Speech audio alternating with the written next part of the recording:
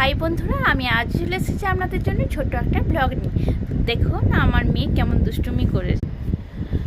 তো আমি nail polish পরছিলাম আর ও দেখুন হাতে নেল পালিশ পরেছে কেমন। দেখি বেটা, দেখো দেখো দেখো দেখো, কই দেখো, নকলে দেখো।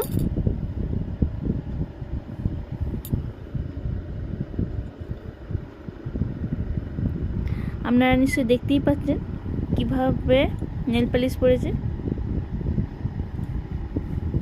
দেখি এ হাতে দেখাও। দেখুন সারাদিন ওই হয়, সব সময় আমাকে নকল করে। দেখুন পায়ে কেমন নেল পালিশ পরেছে।